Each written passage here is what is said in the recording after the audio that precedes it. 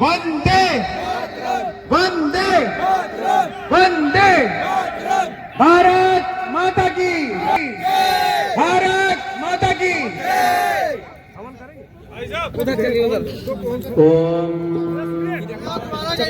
तद्विष्णोः परमं सदा पश्यन्ति सूरयः दिवीव चक्षुरादम्भा स्वाहा स्वाहा लक्ष्मीनारायणाय स्वाहा लक्ष्मीनारायणाय स्वाहा। ओम नमो भगवते वासुदेवाय स्वाहा नमो भगवते वासुदेवाय स्वाहा। उधर चले जाइए ना। आदरणीय श्री अरे उधर एक महंत वैद्य वल्लभ शरण जी का सम्मान करने के लिए दोस्तों यहाँ विधायक जी आए हैं। यहाँ दरक हवन बना है, पूजा हो रही है। अभी देख सकते हैं पंडित जी बैठे हैं यहाँ। दोनों स्वागत आदरणीय राजेश्वर सिंह जी करेंगे। ये हवन कुंड बना है, यहाँ देख सकते हैं आप लोग। आप सभी लोग तालियों से इनका स्वागत करें। चलो वैसे देखो चले साहब उनका। हाँ भाई, और साथ में बोले जय श्री राम जय श्री राम जय जय श्री राम जय जय श्री राम। भारत माता की भारत माता माता की जय भारत माता की जय। देख सकते हो दरक कुंड बना है, यहाँ हवन हो रही है, आप लोग देख सकते हैं। अब मैं अपने मुख्य अतिथि श्री परम श्रद्धेय अपने सदवचन हमें प्रदान करें।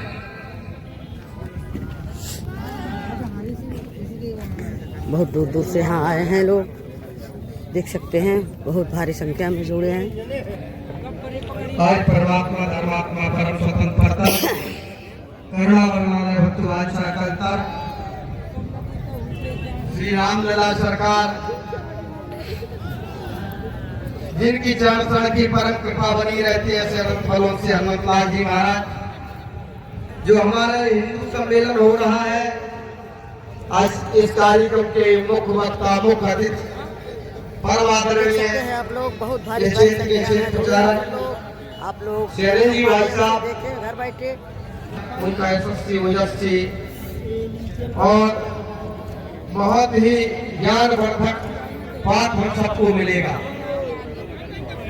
इस कार्यक्रम में सभी पधारे यहाँ के संचालक जी, प्रचारक जी, विधायक जी, आगंतुक संपूर्ण हिंदू समुदाय, पूज्य संत महान, आचार्यगण, सभी हिंदू समाज। मैं आपको बताऊं जो हमारा सनातन हिंदू समाज है वो एक सिंधु है, लेकिन हम उसको जातियों में विभाजित करके हिंदू बना देते हैं। आप किसी क्षत्रिय को, किसी ब्राह्मण को, किसी पटेल को, किसी यादव को, किसी रविदास को, किसी वाल्मीकि भाई को अगर देखेंगे किसी का हाथ काट दे तो उसके हाथ में जो खून निकलेगा वही क्षत्रिय के हाथ में निकलेगा, वही ब्राह्मण के हाथ में निकलेगा, वही रविदास जी के हाथ में निकलेगा, वही वाल्मीकि जी महाराज के हाथ में निकलेगा। सभी हमारे भगवान कृष्ण और राम के वंशज हैं। समरसता का बहुत पहला पाठ हमारे जगत गुरु रामानंदाचार्य जी महाराज आज रामानंदाचार्य जी ने पढ़ाया। आज रामानंदाचार्य जी ने 12 शिष्यों में से पहले रविदास को शिष्य बनाया, कबीर को शिष्य बनाया, नाभा को शिष्य बनाया। समरसता का पाठ भगवान श्री राम ने पढ़ाया है। भगवान श्री राम ने मां सबरी के झूठे बेरों को खाया और कहा कि जो आनंद इसमें है वो किसी दुनिया के जो है प्रसाद में नहीं है। शाम संस्मरणा पुंसान साध्या सुदंती वैग्रहा किम पुनर्दर्शन स्वस्पास्तास्नादि भी। और कहा माँ आप परम भगवती भागवती है जो नवदा भक्ति आपको हृदय में बसी हुई है। ऐसे मां सबरी को सम्मान दिया। निषाद राज जी से कहा तुम मम प्रिय भक्ति संग्राता सदा रहो पुर आवत जाता। निषाद गुरु महाराज को ये नहीं कहा कि तुम निषाद हो, कोई जात है, आप भी महाराज हो, मेरे भरत जैसे भाई हो, जैसे महाराज भरत थे।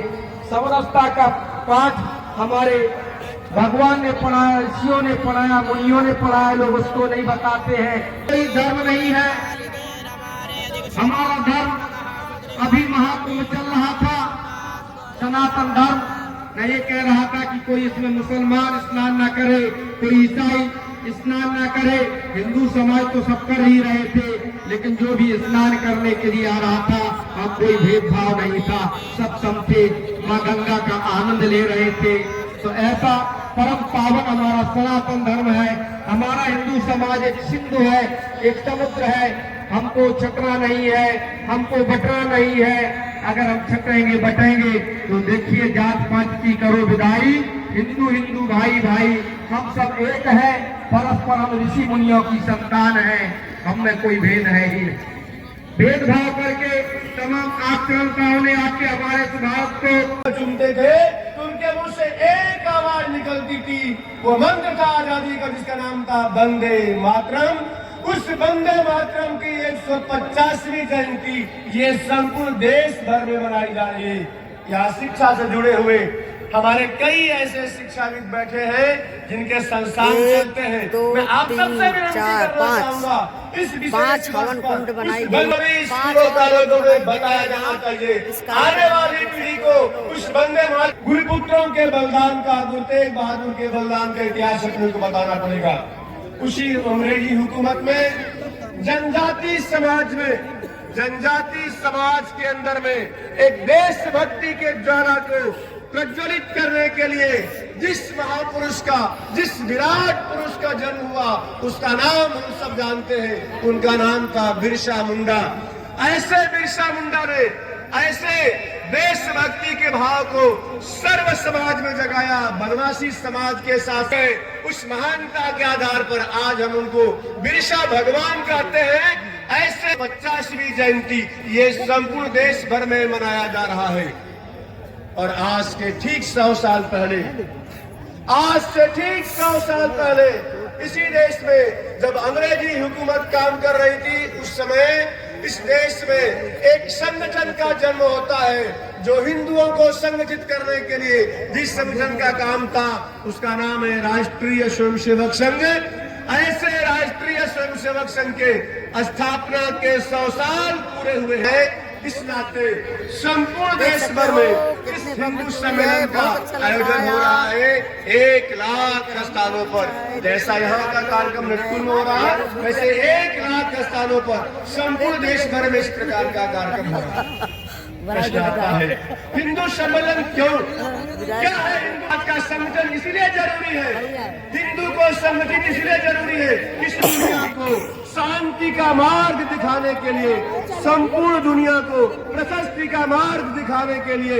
ये तभी संभव है जब हिंदू संगठित होगा। क्यों कि संपूर्ण दुनिया में केवल एक हिंदू परंपरा है, एक सनातन परंपरा ऐसी है जो संपूर्ण दुनिया को अपना परिवार मानता है। हमारा ही उद्घोष है क्रीडवंतो विश्वारियम का, हमारा ही उद्घोष है वसुधैव कुटुंबकम को, पूरे धरती को हम अपना परिवार मानते हैं। और हम उनको भी मानते हैं जिन्होंने हमारे पर आक्रमण किया है। तो संपूर्ण दुनिया को अगर सही रास्ते पर ले जाना है, धर्म के रास्ते पर ले जाना है, प्रगति के पथ पर ले जाना है, इसलिए ये हिंदू का जीवित रहना, हिंदू को संगठित रहना, हिंदू को धर्म के मार्ग पर चलना ये नितांत आवश्यक है। अगर हिंदू तो पूरी दुनिया चलेगी। 5 कुंड बने हैं हवन। एक घटना आपने सुना होगा, देख सकते हैं अलीपुर बम कांड का नाम आपने सुना होगा। बच्चे बालक हैं, ये हवन अलीपुर बम कांड बड़ा एक चर्चित घटना थी। उस घटना में देश के बड़े दिव्य पुरुष, दिव्य विभूति जिसका नाम महर्षि अरविंद है, कुछ समय तक जेल में रहने के बाद महर्षि अरविंद को जब जेल से बाहर आते हैं तो उनका एक बड़ा प्रसिद्ध भाषण है। जो युवा पीढ़ी के लोग हैं, आप गूगल पर सर्च कर लीजिएगा, उत्तर पाड़ा का भाषण के नाम से बड़ा प्रसिद्ध उनका एक भाषण हुआ है। उस भाषण में महर्षि अरविंद बोलते हैं इसके बारे में, सनातन के बारे में बोलते हैं। वो कहते हैं कि अगर सनातन का उत्थान होगा तो भारत के बढ़ो, तो हमारे देश के नेताओं ने इसकी अलग ही बनो, संगठित हो और प्रशस्ति हो। ये संबुल्स के राजनेताओं के आंखों पर पट्टियां बंधी है, दिखता नहीं है। सेकुलर का ऐसा उनके ऊपर चश्मा लगा हुआ, कुछ दिखता नहीं है। अभी बिहार का चुनाव संपन्न हुआ है, आप में से जिन लोगों ने चुनाव की समीक्षा को ठीक प्रकार से देखा होगा, कम से कम आप तो उसको समझिए। बिहार की जो सीमा नेपाल से लगी हुई है उसका नाम सीमांचल है। उस सीमांचल में किसी पार्टी का खाता नहीं खुला है मित्रों। 6 विधानसभा भारत वहां के नेपाल और बिहार के सीमा से लगती है। ओवैसी की पार्टी के ही विधायक जीत कर आए हैं। न लालू यादव काम आए, न नीतीश कुमार यादव आए, न किसी अन्य दल के लोग वहां पर काम आए, क्योंकि उनका एकमात्र एजेंडा है जो हमारा है, हम उनके साथ चलने वाले हैं। वो केवल समाज को तोड़ने के लिए अपना पाला को बदलते रहते हैं। तो शायद नेताओं के ध्यान में नहीं आएगा, पर हिंदू समाज को समझना पड़ेगा। और एक चेतावनी बंगाल से आ रही है।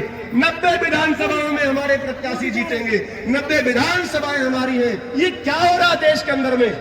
इसके बावजूद भी देश के नेता नहीं समझ पा रहे हैं। देश के नेताओं को समझाने का काम देश की संगठित शक्ति के रूप में आप संगठित होकर के उनको समझा सकते हैं। और अब समय धीरे धीरे करवट ले रहा है, समय धीरे धीरे बदल रहा है। जब राष्ट्रीय स्वयंसेवक संघ मैसेज डाला था नए ब्लॉग में आप लोग का स्वागत है। देखो प्रसाद बट रहा है, प्रसाद में है तहरी है। प्रसाद भाई बढ़िया लगा, हम तो प्रसाद पा लिए।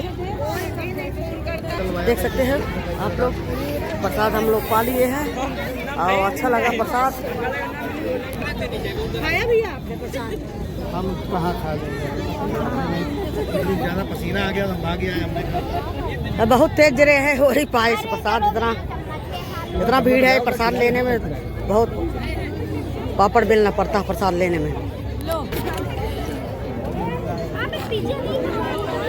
देख सकते हो भाई, सब लोग प्रसाद लिखा रहे हैं। वीडियो ने बना खाते समय देख सकते हो।